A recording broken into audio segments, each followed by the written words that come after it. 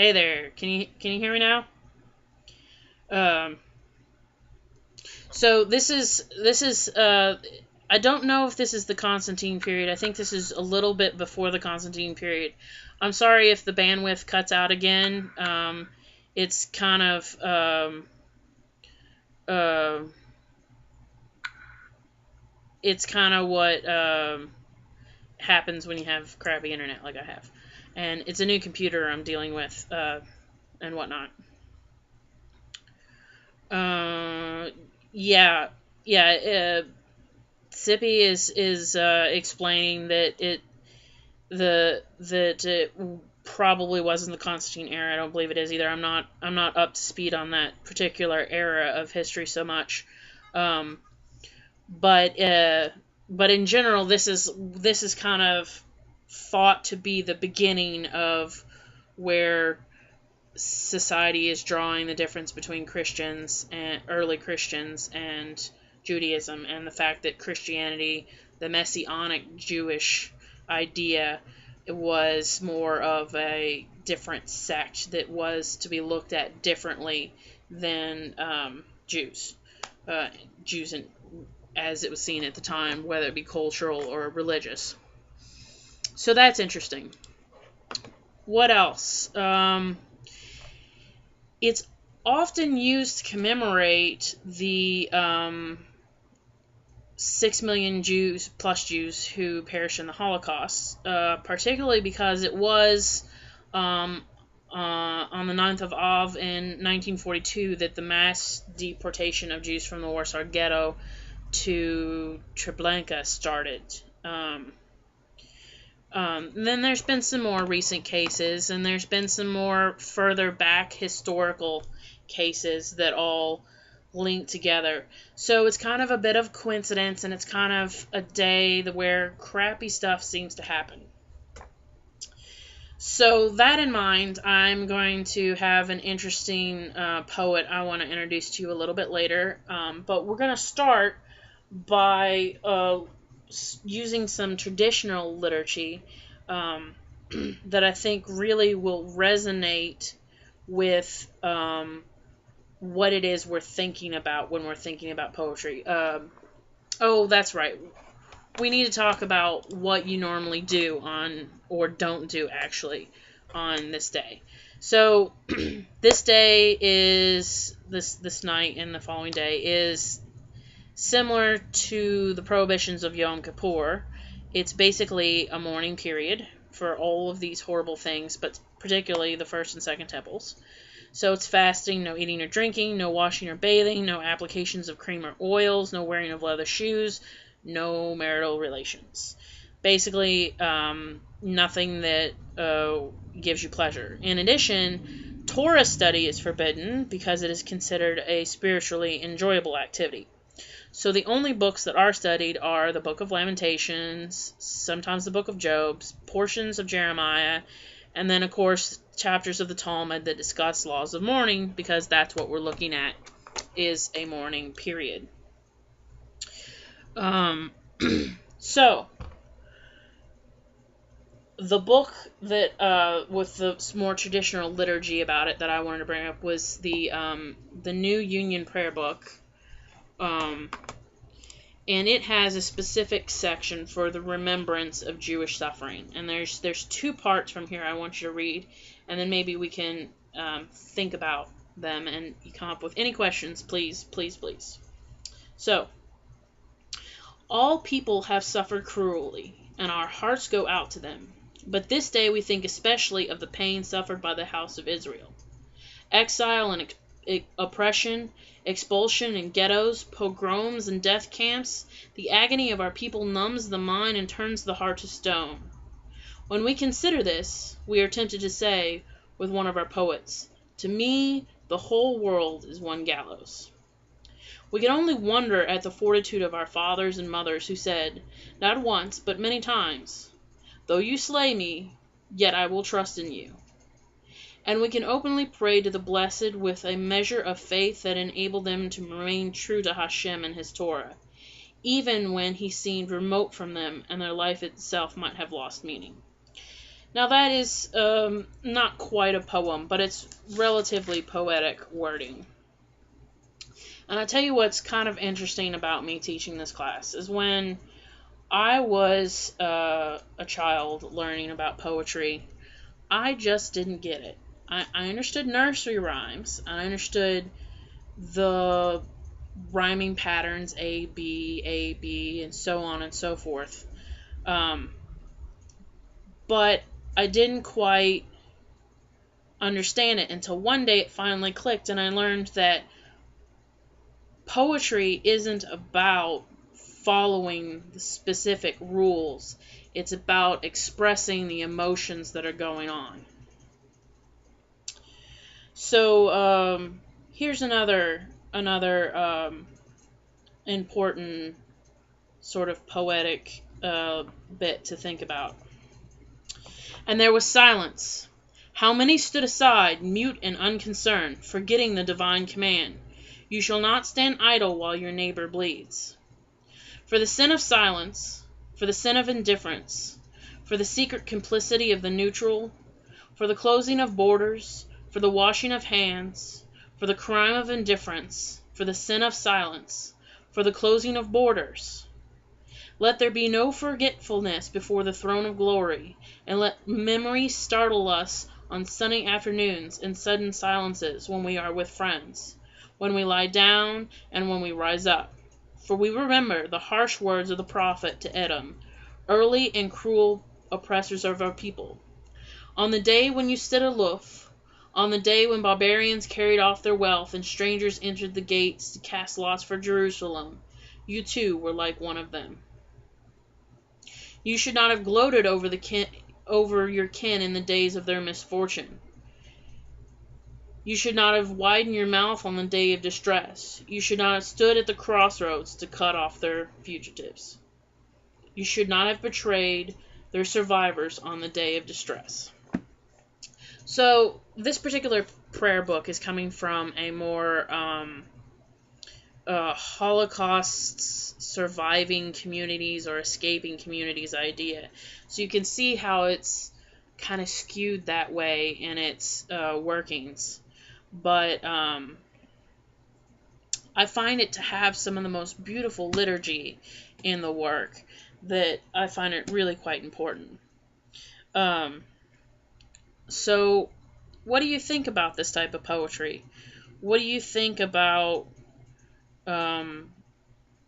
dealing with lamentation, with distress and unhappiness through the expressiveness of poetry? Do you think it's helpful? Do you think it's edifying? What are your thoughts? What kind of poetry really speaks to you? While you're thinking about that, and please let me know if we have any more technical issues. While we're thinking about that, I want to introduce you to a German-born Jewish poet who I have really come to enjoy and liked studying. Her name was Masha Kaleo. She was born Golda Malka Alphen. It was Austria at the time, but it's today Poland, so basically the Pale of Settlement.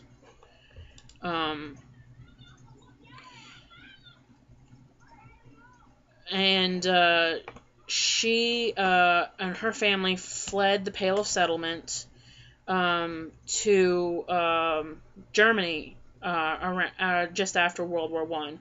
And she ended up living in the ghettos outside of Berlin, and kind of grew up there and was a big part of the Eastern European refugees that ended up there in between wars. So she got out in 1938 and ended up in New York with her husband at the time, who was a professor of Hebrew. So she kind of and she ends up in New York, and she ends up in Hollywood, and she ends up losing her son and tragedy, and then she ends up in Jerusalem, and she's at that point completely cut off. She doesn't speak Hebrew, she speaks German and a little bit of English, and it kind of shows the exile and the scope of the diaspora, that she went from Poland to Germany to New York to Hollywood to New York to Jerusalem, all in one lifespan, and all within different Jewish communities.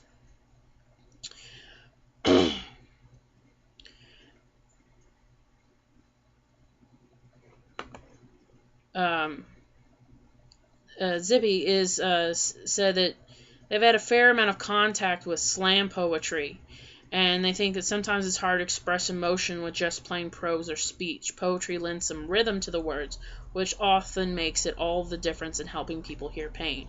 Most definitely. I'm going to read you, it's called Not a Children's Song, Kein Kinderlied. I'm going to read it to you in German. It's just two stanzas, and then I'll read it to you in English, and we can discuss it. So, Kein Kinderlied. Wohin ich immer reise, ich fahre nach Nederland. Die Koffer wohl von Schnatzschott, die Hände wohl von Tand, so einem wie der Westenwind, so Helmholtz wie Sand. Wohin ich immer reise, ich komm nach Nederland. Die Wälder sind verwunschen, die Häuser sind verbrannt. Hat keiner mir gefunden, hat keiner mir erkannt. Und als der fremden Vogel schrei, bin ich den vorgerannt. Wohin ich immer reise, ich kommt nach Nederland. What does this mean? Not a children's song. No matter where I travel, I go to nowhere land. The suitcase full of longing, just knickknacks in my hand. As lonely as the desert wind, as homeless as the sand. No matter where I travel, I come to nowhere land. The forests are all gone now, each home a firebrand. Found no one left whom I know, no one knew me firsthand. And when the alien bird screeched loud, I ran, could not withstand. No matter where I travel, I come to nowhere land. So, I don't know what you think of that. I read it in the German and in the English. The German I understand, and I know most of you don't. But it lends a certain lyrical way to the words. But I really enjoy this particular poet's thoughts about what she wants to name things. Not a children's song. She's singing. She's singing what she's feeling and all the pain and suffering in her heart, and it's just lovely. Here's a link, Audie. You were asking if you can see it. There are not very many English versions of her work. So I have another poem later, if you like that, I'd like to share with you. But I had to do most of the translation on it myself. So it's a little off, but it works. And in case you wanted to look her up, because really her poetry is great, and you can listen to her read it even. Her name is spelled Mascha. Last name Kaleko. And I really, really like that whole remembering and traveling and realizing, you're just carrying around that bag of knickknacks, that little bit of your life that you're trying to hold on to in all the despair and desperation that's going on. And you travel and you travel, and all you end up is nowhere. A little depressing, but often the way we feel. So let's go to a little traditional poetry. And I'm just going to read you, let's see, there are two that I wanted to read you. Yes, she's, Adi, she's definitely most certainly in her own exile. I had these pages marked, but I didn't think I would take as long as I'm taking. So let's go with something a little uplifting while we're going towards our end here. And this is by Rudyard Kipling, and I really love Rudyard Kipling, and I think it's something that we need to try and put our best face forward after we've done this remembering. We're going to do self-deprecation. We're going to have internal anger over all these things in the past. We're going to have external anger that really only serves us to put it inside. But I like the idea of this poem, and it's called If. If you can keep your head when all about you are losing theirs and blaming it on you. If you can trust yourself when all men doubt you, but make allowance for their doubting too. If you can wait and not be tired by waiting, or being lied about, don't deal in lies, or being hated, don't give way to hating, and yet don't look too good nor talk too wise. If you can dream and not make dreams your master, if you can think and make thoughts not your aim, if you can meet with triumph and disaster and treat those two impostors just the same, if you can bear to hear the truth you've spoken, twisted by knaves to make a trap for fools, or watch the things you gave your life to broken, and stoop and build them up with worn-out tools. If you can make one heap of all your winnings, and risk it on one turn of pitch and toss, and lose and start again at your beginnings, and never breathe a word about your loss. If you can force your heart and nerve and sinew to serve you turn long after they are gone, and so hold on where there is nothing in you except the will which says to them, hold on. If you can talk with crowds and keep your virtue, or walk with kings nor lose the common touch, if neither foes nor living friends can hurt you, if all men count with you but none too much, if you can fill the unforgiving minute with 60 seconds worth of distance run, yours is the earth and everything that's in it, and, which is more, you'll be a man, my son. And that's Rudyard Kipling. And I really enjoy Rudyard Kipling's writings and his goals in life and what he stood for politically when it came to the world wars and, giving his own son for it. But what I like about If is it is a sad poem, but it's an uplifting poem. If you can get through the drudges of life, if you can deal with that stone set in front of you each and every time, and have a sense of humor about it, and get over it, and deal with the loss, and turn around and build it back up, even though your tools are worn to the nub, that is truly living, and that is truly taking this sorrow and the disappointment of such a day of this of fasting, and taking that lesson for the end of the holiday and going, yes, there's all this suffering, and yes, it's happened in the past, and yes, it will happen in the future, but if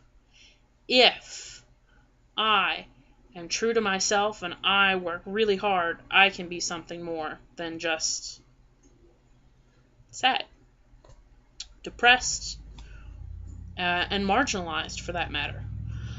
Which is why activism is so important in the Jewish world and such a wonderful tenet. So that's close to what I've prepared for you tonight. We've got about 2 minutes left here. Anything anybody wants to add? Any questions? Anything about this holiday that you don't understand? Any further answers? Please feel free to ask me. I will be doing, as of right now, the next time I will see you will be to fill in for Brian on Monday the 29th for Torah study. If you have any good ideas for that, or you want to talk to me about anything, of course, email me, Rivka@PunkTorah.org. I'm easy to find just about anywhere on the contacts. And I really appreciate you all being here tonight and listening. And I hope that this gave you a little bit of pause for thought and something to work for. Because in every holiday, I see a chance to work on being better. Not just, Yom Kippur and atoning, but working on trying to be better. Thank you all so much for coming. I hope to see you again soon. And please send me ideas for classes you want to hear. I'm always sitting around reading and looking for things that would speak to you. So let me know what you're thinking about. Have a wonderful night. Have an easy fast. And I'll see you on the other side on the 29th. Take care, and remember, PunkTorah needs your donations of time, and unfortunately, we also need your money to keep things going. So thank you so much, and take care.